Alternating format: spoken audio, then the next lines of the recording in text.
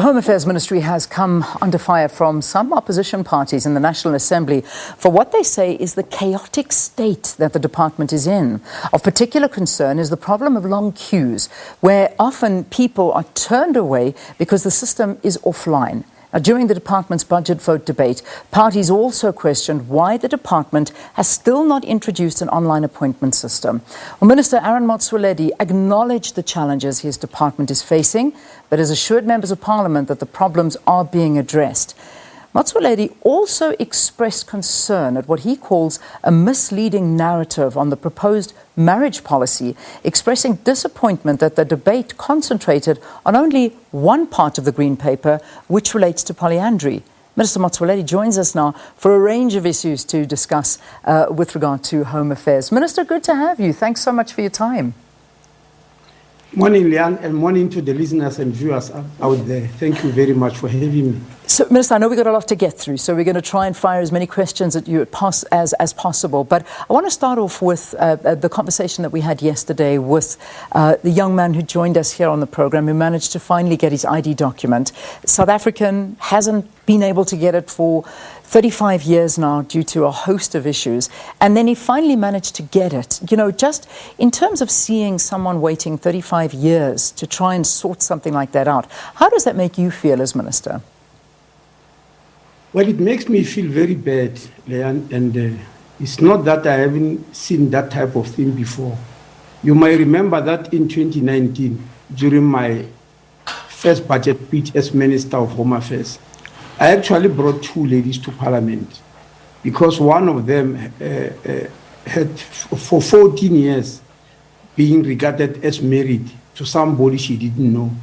The other one had a son who was 20 years and could not be registered for an ID because they believed that she had delivered a baby 3 months before this particular one. And it took her 20 years. She has reported the matter to police, to Home Affairs. Nobody could solve the problem.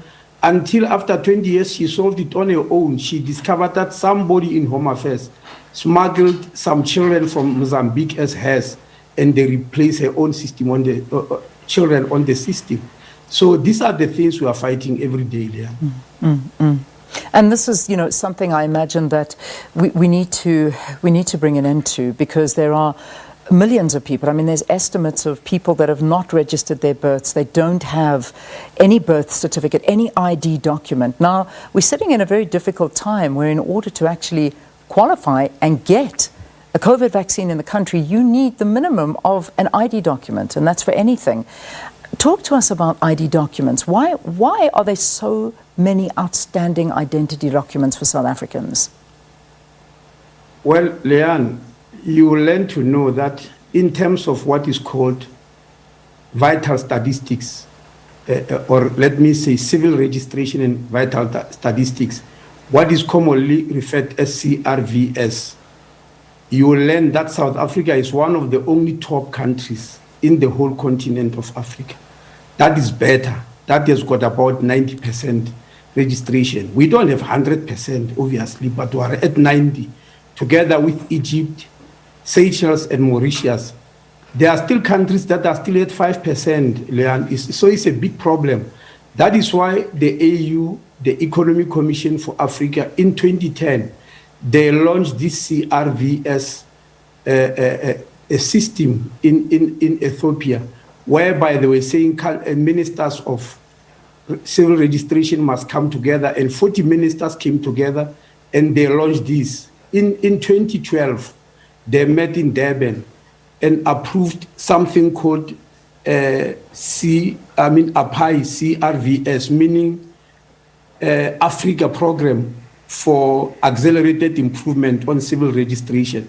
So it's a continental problem of the whole Africa, because on the continent of Africa, there is something called the scandal of invisibility, where somebody is born, get married, die, and is not recorded anywhere. So we are not at 100%, but we are much better. Not that we like it that way, but I'm just saying, please know that is something that is continental and is being resolved. And the ministers responsible for this meet on an annual basis, as it was agreed in 2010. in Ethiopia. Yeah. Which is, we're happy that meetings are happening, but in reality, people try and get help and they go to Home Affairs offices. And that's one of the questions that we are asking viewers this morning, is their experience in a Home Affairs office. So, you know, at this point, people have been expressing their immense disappointment at the kind of service they get. Again, I speak to the example that we used yesterday of Sihle, who said for all of those years he would go, he would try, then they'd say, you're at the wrong office, you need to go here, you need to go to another province, you need to go to this department, you need to go there, you need to go there. They give you the runaround. It almost feels as if nobody really wants to help you. And this is what I'm getting as a sense from a lot of people when they go into Home Affairs offices and they are subjected to the staff because nobody wants to help you. It's like hitting your head against a brick wall. Why is this the case? Well, what I've learned, Leanne, is that first of all, we have agreed that our standard is that every child must get a birth certificate in the first 30 days of their life of arriving in this world. They must get a birth certificate now. Once they don't get a birth certificate within 30 days, they are now called late registration of birth, which is a little bit of a complex procedure. And I've just learned that many front office workers of Home Affairs actually do not understand it, and they just kick it for touch. You know, in other words, instead of solving the problem, they keep on referring it and they keep on telling you to come tomorrow, which is something I've spoken about at length. And I'm going to try and put up a system to start punishing people. Maybe there have to be consequent management. And I've just told the branch, the person who is in charge of the branch of civics, that perhaps this late registration of birth must be referred to the head of the office rather than just the front staff, because many of them do not understand. I've been phoned by many people at Home Affairs offices where they've been returned. On 2 occasions, even senior politicians who are stranded at the Home Affairs office where they want to take an ID for a child, and an official just say, we need the biological mother. I've had 2 of such occasions, events happening to politicians where they want the biological mother. And I personally phone the officials and say, do you imagine how many children in this country might not be having their biological mothers? Are you saying they are not going to get their birth certificate? So in the final analysis, my belief is this, Leal. Before you become a policeman, there's a police college. Before you become a soldier, there's a college where you go to train. Before you become a nurse, all these people who are saving society in civil matters are trained first. Home Affairs is the only one where we just take you from the street and believe we'll train you while you are in the office. I'm coming to believe we need a Home Affairs college because people need to be trained on civil matters, on consequences. For instance, in the last meeting, I was addressing them that, please, remember that when a person is coming to Home Affairs office, he's not idling. He is already, even before talking to you, he's already a traveled person. He's traveled in one way or the other. And that's why he's coming to the offices. So you must actually show compassion. I was saying this when the Human Resources branch have organized officials from all over the country to be addressed about service delivery. So it is something that we are looking into. I believe some officials is just out of lack of knowledge of what to do, and they believe if they send you away, either you'll disappear or the problem will resolve itself, which of course it can't. Yeah. It's amazing. I'm reading a couple of the responses from some of our viewers because we've asked a poll this morning, Minister, so we've really put this a bit on the spotlight, and we're asking people, what's been your experience at a Home Affairs office lately? So far, people are waking up, they're voting. We just close on 250 votes.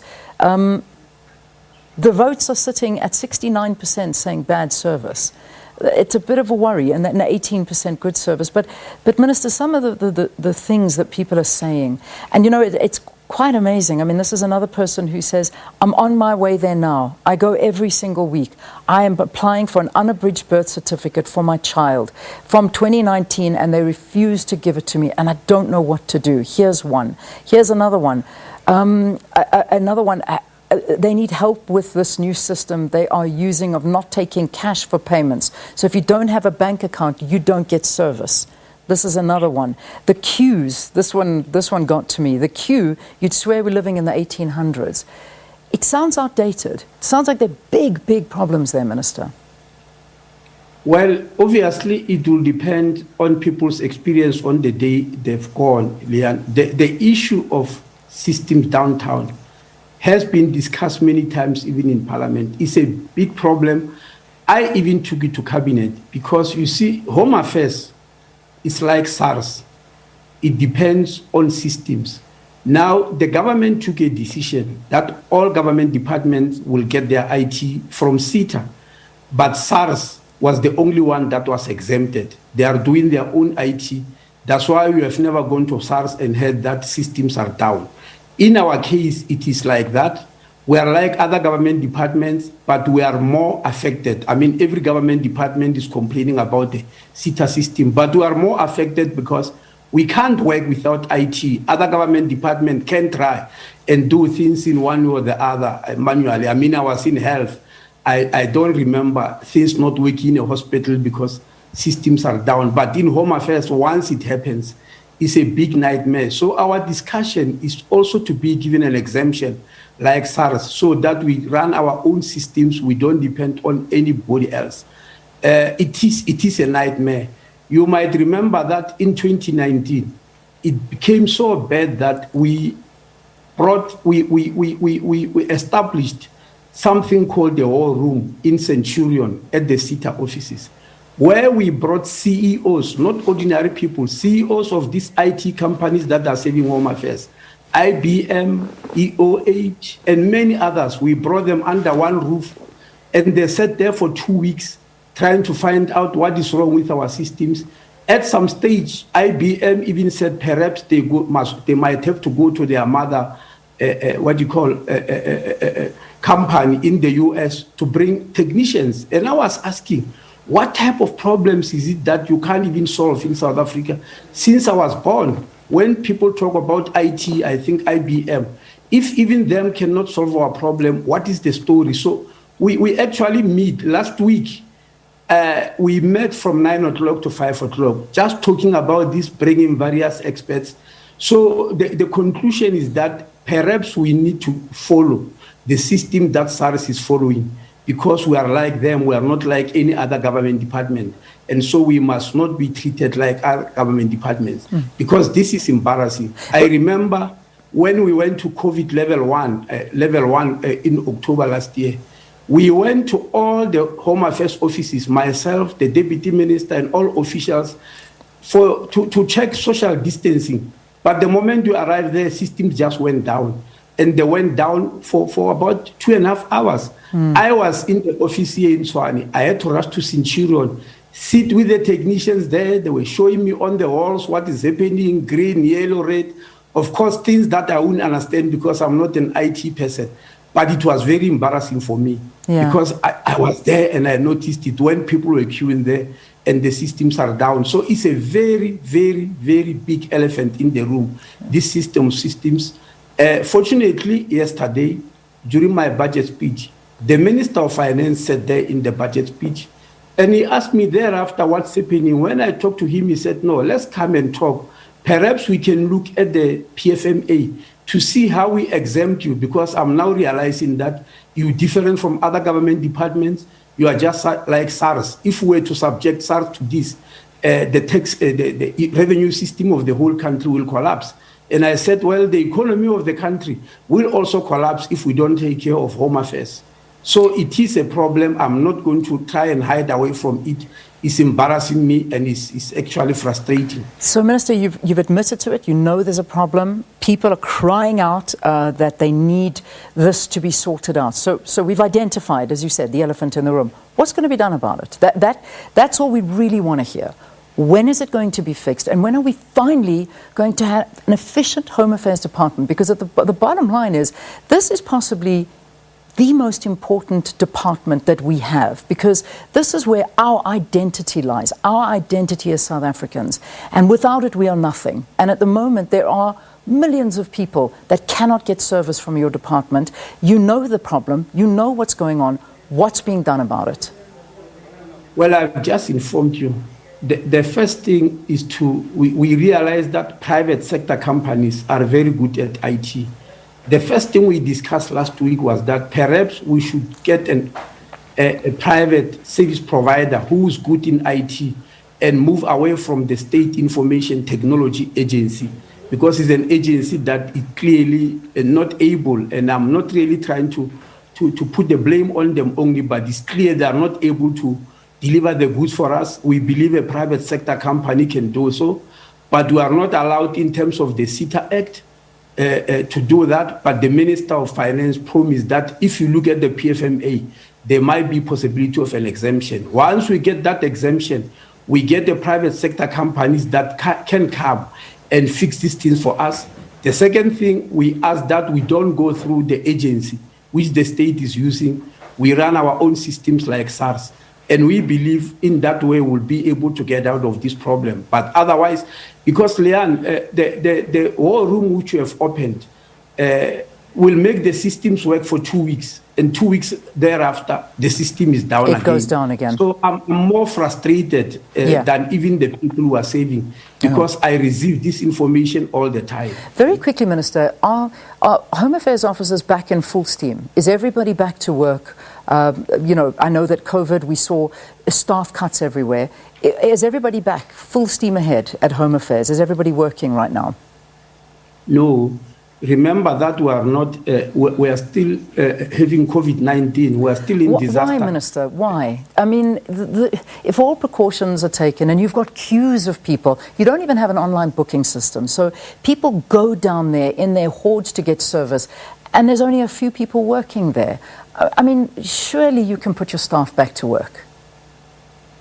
Leanne, COVID is still there.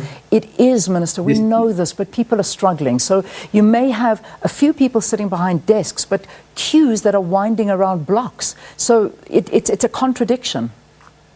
No, it's not, Leanne. Life comes first. You can't say people are struggling and I must send them to their death. It's quite unfair. COVID is still there. There is still social distancing.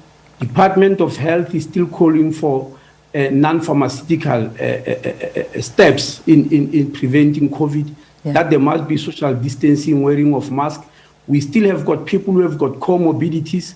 We still have got people who are not vaccinated, who are pushing with the Department of Health that in as much as they vaccinate health workers, they must also prioritize Home Affairs officials. You may remember that in January this year, when people went to work, in the first 2 weeks, we lost 7 people. 7 Home Affairs officials. So it will be immoral for me to force everybody, even those with comorbidities, just because we are faced with this problem, to so come and face that. What about opening an online booking system, something that was spoken about yesterday in Parliament? I mean, you can't expect, just because you're protecting the lives of Home Affairs officials... What they were saying we must have an appointment system. Exactly. We have tried, Leanne, we have tried it, and people who are saying so, perhaps they are living in the big cities. They don't understand life in the townships. I was also in the Department of Health. We also have a problem of long queues in the Department of Health. We did try these appointment systems. People don't follow it, and I'll tell you why. Because they depend on transport systems. At what time do they come to town? What time is the last taxi, the first taxi? It's not like you are sitting here in the middle of Pretoria or in a suburb where you make a booking and say, I'll go at this particular time. They come in the morning. Many of them are not given a day off. They must come very early and rush back to work. So we have tried it. It's not, the appointment system is something we try every day. It doesn't work. For instance, on issues of collecting the ID, we ask people never to come unless they received an SMS. We sent an SMS and say, please come and collect your ID. When you wake up, you find 100 people with no SMSs say, no, I've heard my neighbor saying he's come to take an ID, and I just had to come with them. So it depends on our level of development also.